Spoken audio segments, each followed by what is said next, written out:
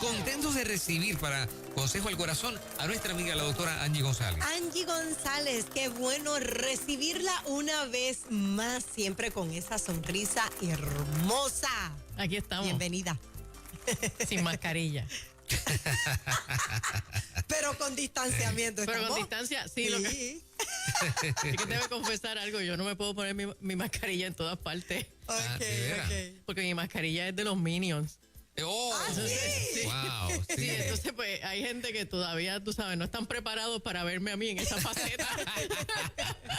No, y rápido hacen memes cuando las mascarillas son. Exacto, entonces pues tú sabes, ya, la doctora con una mascarilla de los Minions. Los Minions, ya. Sí, entonces terrible. está fuerte, Sí, sí. sí. Pero está bien, aquí estamos, hacemos distancia social y nos lavamos las manos. Bueno, seguimos, ¿verdad?, insistiendo en algo que ya hemos mencionado anteriormente aquí, y es cómo la cuarentena nos está poniendo de frente a unos problemas reales que hemos tenido en nuestras familias, en nuestros matrimonios, y que las rutinas diarias y el espacio que nos concede el salir a trabajar, el salir a la escuela, el estar cada uno en sus propias faenas, Ajá. pues hace que no nos demos cuenta de que tenemos las relaciones con nuestros hijos deterioradas, que tenemos el matrimonio fracturado. Y entonces, en este momento en que la situación del COVID-19 nos ha obligado a estar en la casa todo el tiempo, nos estamos dando cuenta de que estamos conviviendo con gente que no toleramos, con gente con quien tenemos heridas, con gente con quien no podemos pasar un día divertido, en paz, de manera apacible. Y ya hay memes por ahí corriendo que pueden parecer graciosos, sarcásticos, pero también tristes. La realidad. De que cuando por fin se levante la cuarentena, las filas que van a haber en los tribunales para divorciarse van a ser larguísimas. ¿Oh, y sí, ya hay un meme corriendo por ahí. ¿Y le parece que eso refleja un poco de la realidad que Sí. pudiera pasar? No, definitivamente. Sí. Definitivamente. Y yo lo estoy viendo en personas que oye, porque uno poder continuar online dándole servicio a personas que eran tus clientes habituales, pues se entiende con toda naturalidad. Son gente que necesitan unos procesos, ya estaban metidos en unos procesos de ayuda y a pesar de la cuarentena, pues quieren seguir trabajando con unos asuntos en videollamada. Pero de momento empieza uno a recibir llamadas de personas, de clientes nuevos, que ahora es que se han dado cuenta de que necesitan resolver unos problemas y están por el techo, están en brote, están histéricos dentro de la casa porque no pueden manejarse con los hijos o los hijos con los padres o los esposos y las esposas. Y la No gente tiene quiere para dónde irse. Y pregunto yo, ¿la gente quiere resolver problemas o deshacerse de problemas? Pues mira, yo creo que cuando, en términos de matrimonio, cuando la gente quiere deshacerse del problema, no buscan un psicólogo, buscan un abogado. Ok. Ya están en la idea de, mira, vamos a salir de esto. Pero cuando los matrimonios tienen problemas y buscan un consejero o buscan un psicólogo, lo que están buscando es ayuda, no quieren salir de la relación. Con los hijos, pues no hay de otra, o sea, tú con tus hijos tú o bregas. Es muy raro en Puerto Rico, a pesar de que yo he conocido casos de personas que van voluntariamente a entregar custodias de hijos, ¿no? Porque entienden que no pueden más y ya eso ocurre principalmente con adolescentes que tienen problemas bien serios de conducta. Wow. Pero lo que quiero traer al tema en el día de hoy es, probablemente muchos de nuestros oyentes han escuchado el concepto de los 12 pasos en ayuda, ¿verdad? En consejería, en psicología, lo que regularmente la gente conoce como la terapia o la visión de los alcohólicos anónimos. Eso es lo que en terapia le llamamos los grupos de 12 pasos. ¿Por qué se llaman grupos de 12 pasos? Bueno, porque ellos tienen definidos 12 estatutos o ideas, ¿verdad? Que ellos las van trabajando en ese orden del 1 al 12 para que la persona que tiene problemas de alcoholismo, que fue con las problemáticas con que esta visión empezó, pero luego se diversificó a drogas, a adicciones sexuales, etcétera. Ellos entienden que en la medida en que la gente va trabajando con estos 12 pasos va a encontrar ayuda efectiva. Entonces, los primeros 2 pasos dicen lo siguiente. El primero dice que admitimos que éramos impotentes ante el alcohol o cualquier otra actividad adictiva y que nuestras vidas se habían vuelto ingobernables. Y el segundo dice, llegamos al convencimiento de que un poder superior podría devolvernos el sano juicio.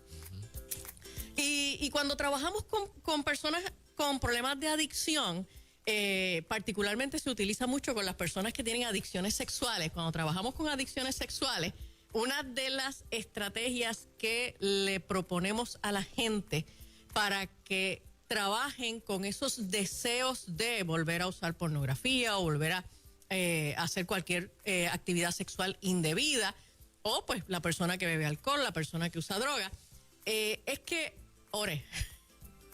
Que ore. Mira qué simple. Ajá, y ajá. Sí, cuando te viene ese deseo de hacer esa conducta que tú no quieres seguir haciendo y que es indebida, que ores. Y entonces la pregunta que inmediatamente salta es, pero si yo no creo en Dios?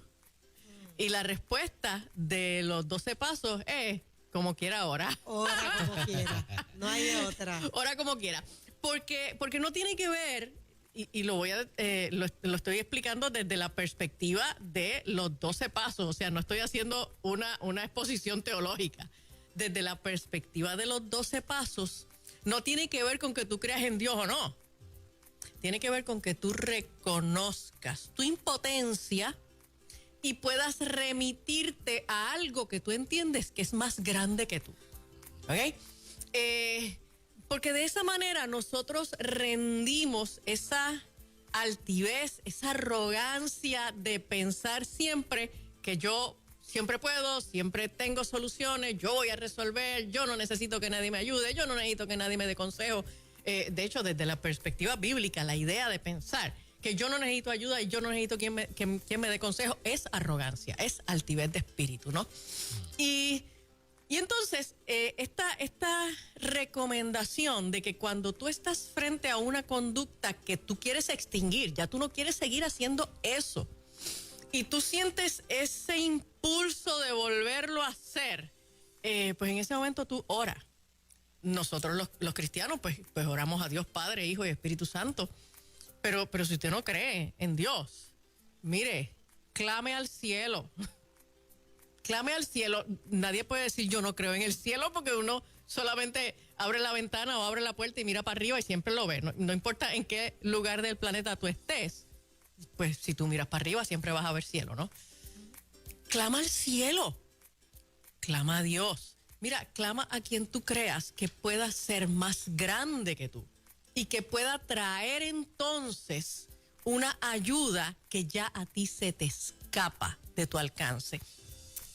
Porque este ejercicio de reconocer mi impotencia, mi incapacidad, que hasta aquí llegué y ya esto no está dando buen resultado. Se me acabaron las fuerzas, se me acabó la paciencia, se me acabó lo que sea que yo necesite para continuar con esto. Sea con el manejo de mis hijos, con el manejo de mis padres, con el manejo de mi esposo, de mi esposa.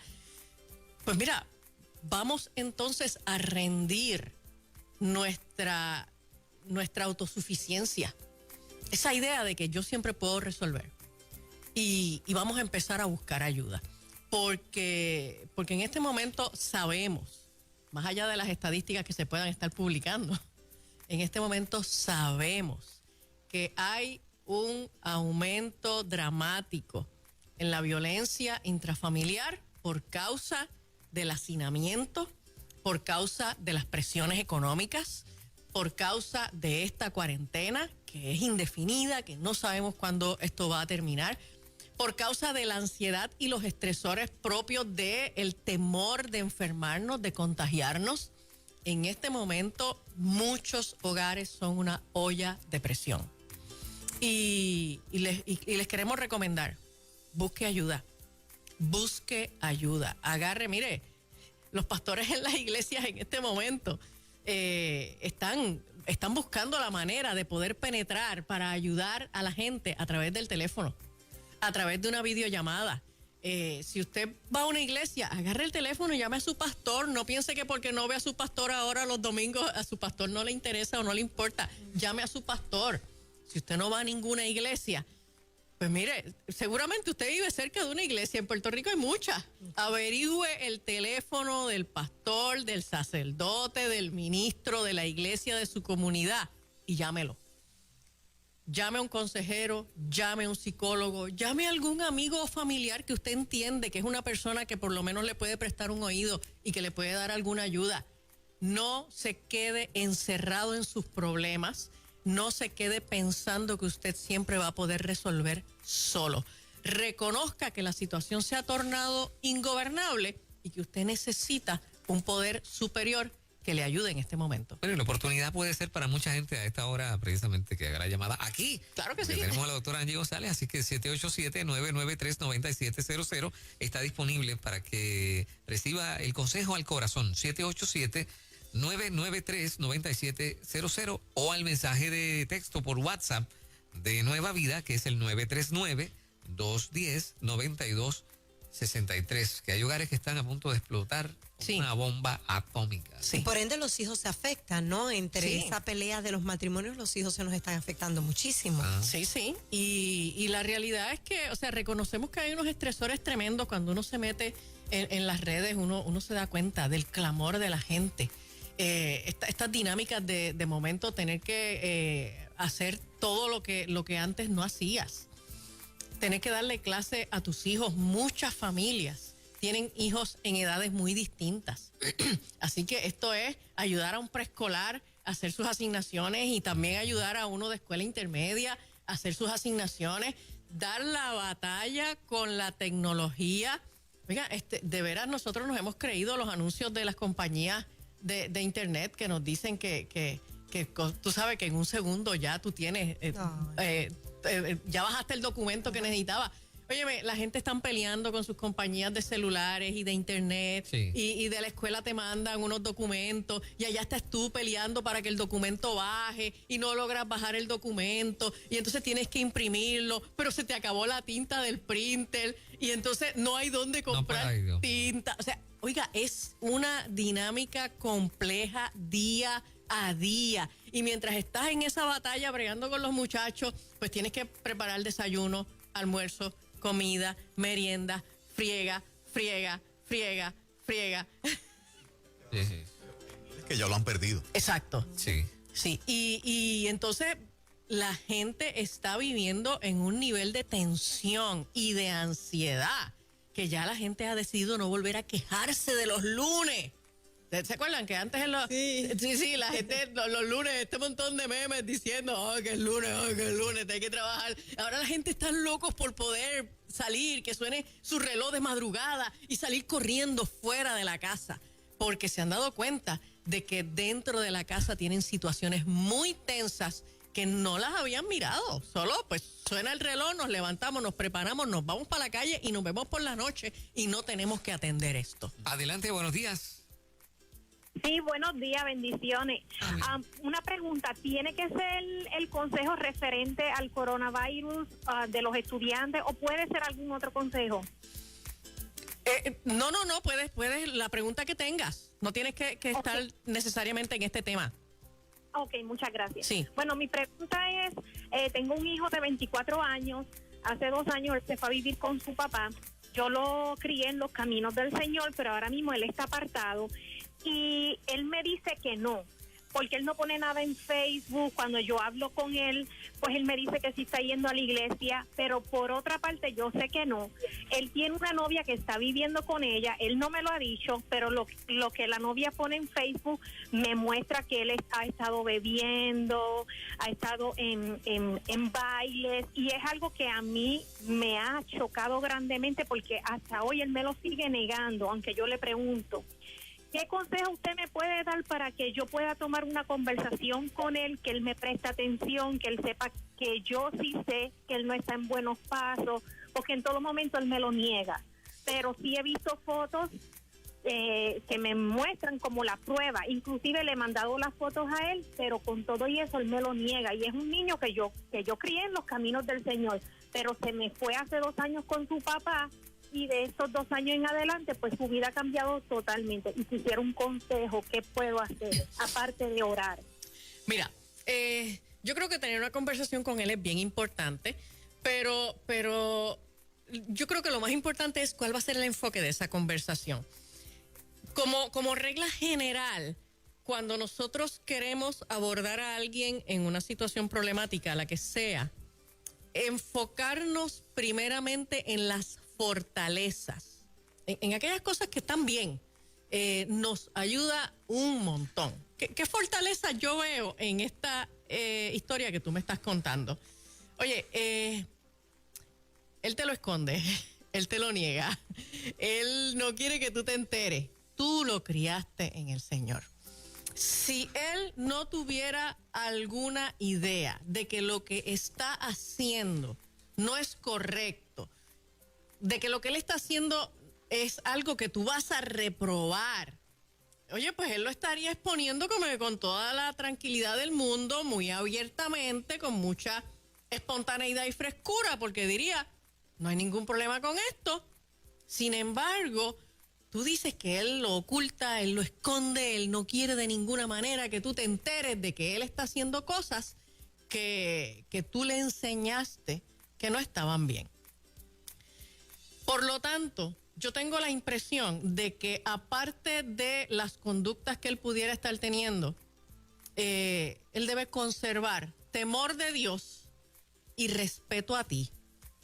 Porque por temor a Dios y por respeto a ti es que él no publica a los 4 vientos las conductas que está teniendo. Por lo tanto, yo lo abordaría en una, ya estamos hablando de un adulto, yo lo abordaría en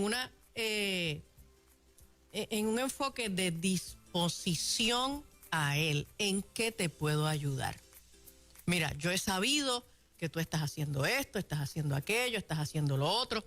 Tú sabes lo que yo pienso acerca de esas conductas porque tú sabes lo que Dios piensa acerca de esas conductas. ¿En qué te puedo ayudar? Yo sé que estas conductas te van a hacer daño. La razón por la que Dios no quiere que nosotros pequemos es porque el pecado nos hace daño. Si el pecado nos hiciera bien, pues no habría ningún problema para Dios, ¿ok? Dios aborrece el pecado porque el pecado daña a la gente que Él ama. Y ese debe ser el enfoque. Mira, yo creo que tú estás haciendo cosas que te están haciendo daño y tal vez tú no te das cuenta del daño en este momento, pero eventualmente vas a darte cuenta del daño. Yo estoy aquí para que tú me digas en qué te puedo ayudar. Y esa conversación, sin regaño, sin censura, él ya sabe. Tú no tienes que decirle que él está haciendo las cosas mal. Él las sabe, por eso te las oculta, porque él sabe que lo que está haciendo no está bien. No lo regañe. Ponte a su disposición, porque en el momento en que él abra sus ojos, como el hijo pródigo, cuando volvió en sí, ¿en quién fue que pensó? En su padre.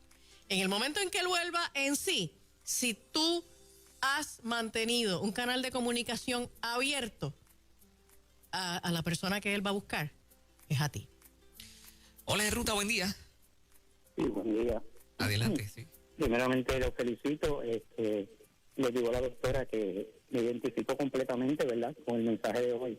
Yo soy una persona adulta ya de 52 años, pero fui abusado cuando niño, viví una vida de homosexualismo, transvestismo, me metí a los caminos del Señor, estuve mucho tiempo hace poco, pues, por problemas con mis pastores y discusiones que pasan en todas las iglesias, porque las iglesias no son de santos, somos de personas que tenemos problemas, ¿verdad?